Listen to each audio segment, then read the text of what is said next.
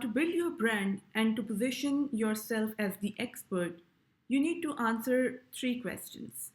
The first is, what do you want to position yourself as? Who do you want to position yourself as?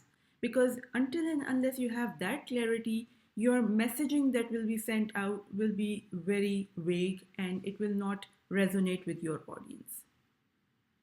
The second thing that you need to know is, who is your audience?